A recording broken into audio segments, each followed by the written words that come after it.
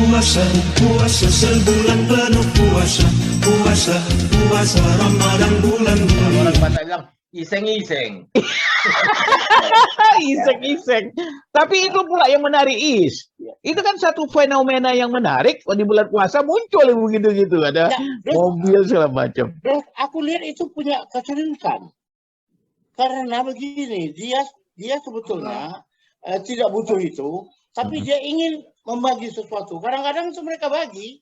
Iya. Itu kalau tengok. Aku mau buka. Iya, buka aja dulu. Ya, sebentar ya. Kalian bicara dulu sebentar, aku bukakan acaranya. 5 menit. 5 menit.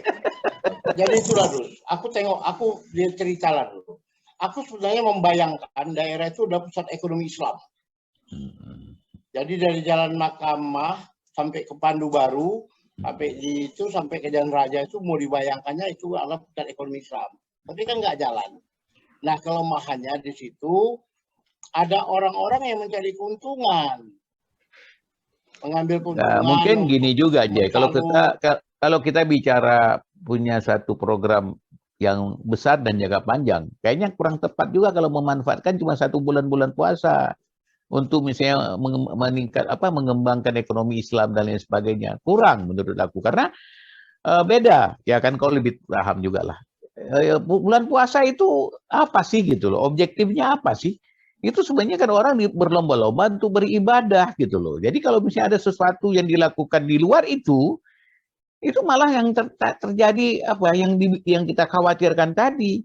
Malah yang tadi harusnya dia ibadah, tadarus segala macam, yang jualan itu sibuk sampai dia sholat aja lupa.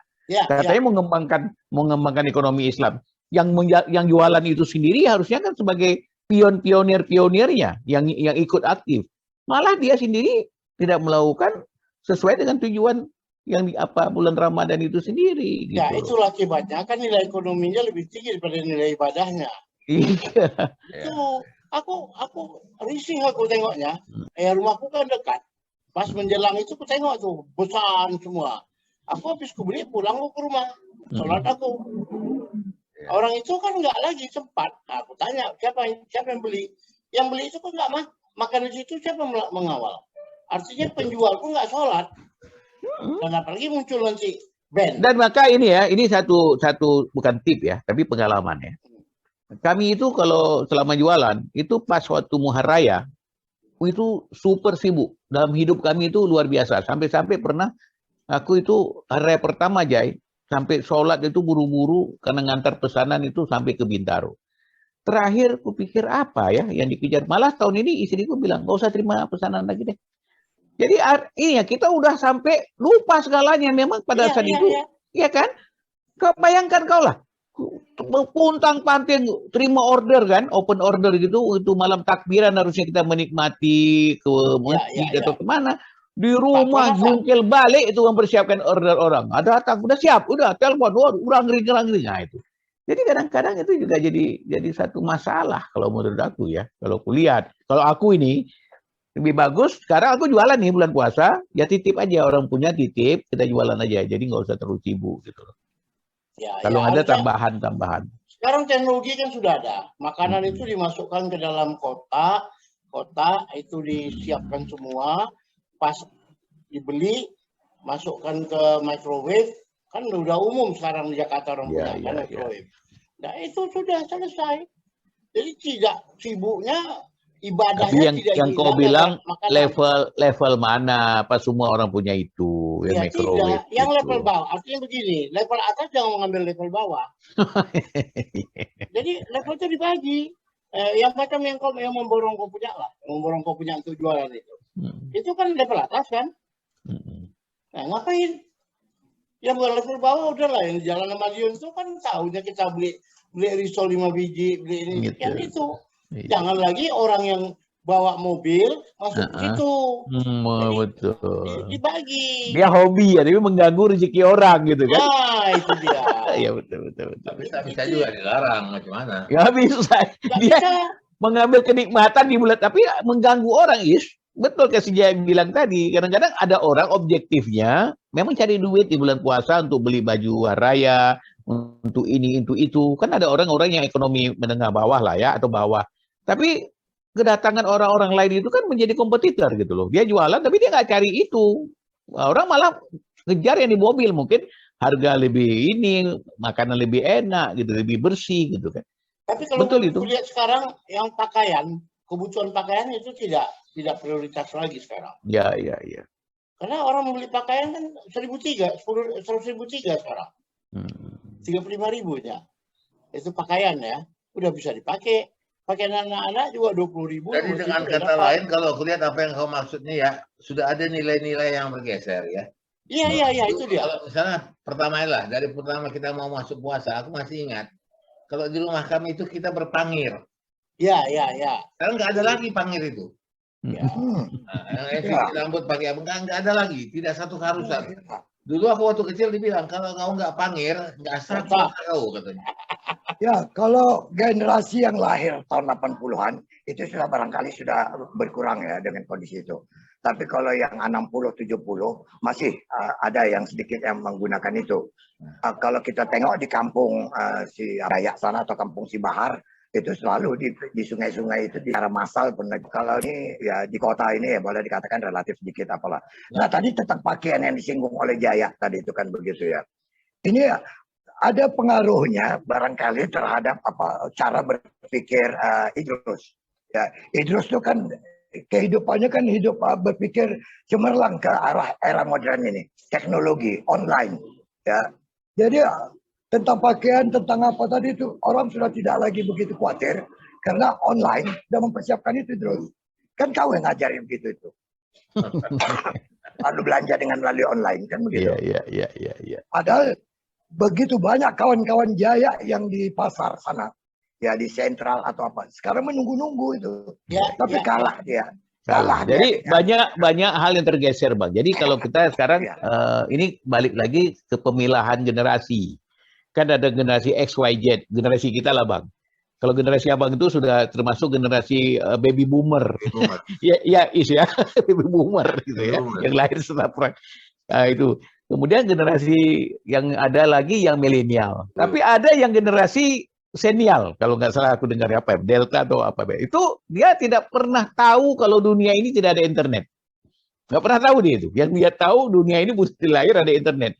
Apa yang maksudku? Beda aja ya. Zaman kita itu kan ada kenikmatan tersendiri pada saat duduk di meja makan menunggu buka puasa. Betul nggak? Iya. Betul nggak? Nah, jadi misalnya istri kita atau orang tua kita memasakkan masakan khusus di bulan puasa. Kayak Jainab ngomong kemarin itulah. Nggak ada lagi apa-apanya sekarang. Kalau dulu masih ada oma atau mama, beda. Nah sekarang anak-anak mau buka puasa tinggal udah langsung aja GoFood. Ya kan? Masuk barang-barang yang kita sendiri juga. Ini kan bisa dinikmati kapan saja, tidak harus bulan puasa. Jadi terus yang kau bilang tadi nih, inilah ya Bang Halis, inilah kerinduanku. Karena waktu kecil kami dulu, untuk menunggu buka puasa, itu kira-kira 1 jam sebelum puasa, harus mandi semua. Mandi, siap-siap untuk buka puasa bersama. Ya. Taruh di meja tuh, makanan. Tidak boleh disentuh dulu. Ya, ada minuman. Begitu buka puasa, minum dulu. Sirupnya udah diatur juga tuh. Ya. Sirupnya. Ada manisan-manisan. Lada, apa segala macam. Manisan pepaya. Udah dulu, nggak boleh. Sholat dulu. Nah, baru nanti kita makan bersama. Itu pun teratur, Bang. Suasana itu yang kecarian kita sekarang ya kan? Ya, betul, Bang. Aku nggak tahu, Bang. Apakah di keluarga Abang misalnya, Abang kan keluarga besar. Apakah praktek itu yang dulu waktu kecil Abang jalankan kan nggak ada lagi? Abang nggak terapkan itu dengan anak-anak Abang kan? Ya, itu kata Idrus tadi ya. Perkembangan ini selain anak-anak sekarang sudah paham betul ya dengan teknologi. Seperti apa yang dikatakan tadi kan. Mereka lebih senang melihat selera dia kan begitu. Dengan GoFood lah dia kata aku kepingin makan ini. Padahal maknya sudah misalnya masak sayur asam. Iya. Tapi dia bilang, aku tak selera buka sayur asam hari ini katanya. Kepingin makan junk food katanya kan begitu ya. Akhirnya dia main-main di itu. Padahal suasana yang digambarkan oleh Hari tadi itu, itulah suasana yang barangkali yang keinginan kita sekarang ini di umur-umur sekarang ini kan begitu ya. Itulah suasana yang kurindukan sebenarnya. Tidak hanya bulan puasa. Aku itu sekarang tidak pernah makan di meja makan bersama keluarga. Apalagi ketika istri sudah nggak ada. makan saja sama anak-anak di satu meja makan tidak, kecuali kalau di restoran. Itu kehilangan betul. Jadi kalau aku makan pagi makan sendiri, nanti anak aku mau makan sendiri. Karena kita kepingin di meja makan itu Bang ada conversation, ada pembicaraan. Ya, itu aku jadi sedih memikirkan itu, Ri. Kau jangan kau angkat cerita itu. Aku sedih nengok kau jadinya. Bang, ini kan begini. Kalau abang lihat aku, dia curhat ini sekarang nih kan.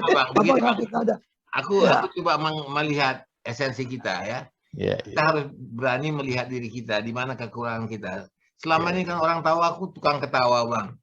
Ya, tidak kayak orang tidak peduli acuh nggak acuh. Tetapi sebenarnya ada itu kerinduan makan di meja makan bersama keluarga itu ada. Ya, kita bisa itu betul. Makanya terjadi pergeseran itu, terkikisnya itu, maka ada istilah quality time. Jadi misalnya sekarang kalau misalnya kita datang sama keluarga makan, jangan pun di rumah, di luar misalnya di restoran, tapi satu keluarga itu sudah termasuk kesempatan yang paling mahal. Makanya ini quality time. Jadi artinya kalau dulu kan, kalau kayak si Sari bilang itu bisa terjadi setiap saat waktu makan bersama keluarga. Tapi maaf terus, quality time itu aku rasa itu kan hanya sekedar lip service saja. Coba kita bayangkan sekarang ya, dan aku harus jujur barangkali. Begitu kita duduk di meja makan dalam rangka berbuka, ya, semua anak-anak kita sudah megang gadget. Iya kan? Tanpa bercakap seperti yang diinginkan oleh Hari tadi, ada conversation. Kita sekarang conversationnya dengan gadget, ya kan begitu. Main game, nunggu buka, oh ya buka, tenang dia tangannya aja diculurkannya ke piring, matanya tetap di gadget, tuh kan begitu. Ini kan payah kita sekarang. Itu celaka Bang. Gara-gara dia main gadget, apapun ikut itu juga main gadget. jadi solusinya gini Bang, kita tidak bisa menghadang ya perubahan itu sendiri datang itu sulit ya. Misalnya contoh gini, kan di dalam nggak usah lah kita bilang perkembangan teknologi, tapi perkembangan usia saja kita itu akan menjadi satu perubahan yang akan terjadi di rumah. Misalnya contoh ya, dulu masih homogen lah, keluarga aku misalnya dari Aceh, masakan khusus. Tiba-tiba kami besar, kawin, istri orang yang bukan dari Aceh. Kemudian sekarang punya anak, menantu bukan dari orang Aceh. Ini akan juga berpengaruh. Begitu duduk, ya saya sekarang harus siap. Makan rawon misalnya. Ya kan, jangan pula pliu terus. Ya dia juga nggak tahu apa ini. Mungkin ada proses-proses edukasi terhadap makanan kekhasan. Tapi nggak bisa kita paksakan bahwa itu enak di mulut dia. Karena kembali lagi kan, rasa itu adalah memori, taste of memorize namanya kan. Jadi artinya berubah, cucu misalnya. Kau mau ngomong apa hari ini cucu di meja makan pegang sana pegang sini dulu? Mungkin nggak seperti itu. Jadi usia ini juga mempengaruhi itu. Tapi gitu. Terus aku masih ada kerinduan, misalnya taste of memories tadi, itu masih ada. Iya. Dulu di keluarga kami itu, setiap mau lebaran, tanteku, nenekku masak sama ibuku. Mereka masak kue biasa, aku ikut membulat-bulatkannya tuh, bulat-bulatkan, taruh di tatakannya itu ada motifnya, ditekan, jadilah barang tuh, ya, bulat dan ada petak-petaknya. Nah itu tidak boleh dimakan. Jadi kalau kita mau ambil tak boleh, kecuali yang pecah-pecah boleh diambil. Nah itu dilarang Bang, dan selalu kalau mau kuambil, pasti nenekku teriak. Incogot katanya. Maksudnya besok. Itu raya ya. Makan nama kue itu sampai sekarang keluarga kami namanya kue incogot. Hanya boleh dimakan besok, tidak boleh ini hari. Begitu mau ambil, incogot mah katanya. Besok. Nah, Bang, sampai sekarang nggak bisa tahu di mana itu mencari kue incogot. Iya. Ada kerinduan, ada kepingin. Ku cari tataannya, ya di supermarket, tak ada lagi jual itu. Iya. Itulah.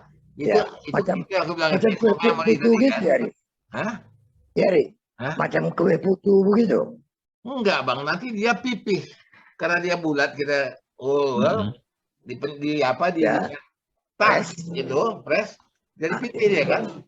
Ada motifnya. Itu dilipat-lipat. Padahal itu cuma mentega, telur, tepung. Kayak kue semprong mungkin ya, tapi dilipat kali ya. Tapi enggak, ini kayak cake. Kekek. Kekek. Ya, Jadi, kayaknya Merdeka. itulah sekarang yang kita banyak kali kehilangan yang itu. Kehilangan. Rasanya kue-kue yang anak awak mau begini, cucu awak mau begini, sementara awak membayangkan yang lain. Jadi di meja makan itu udah nggak sempurna lagi, apalagi macam-macam kami. Yang lain tuh dulu masih rame-rame kita makan, sekarang kan nggak lagi. Dulu masih ada pindah-pindah satu tempat, yuk buka bersama. Sekarang buka bersama juga udah hilang. Hilang.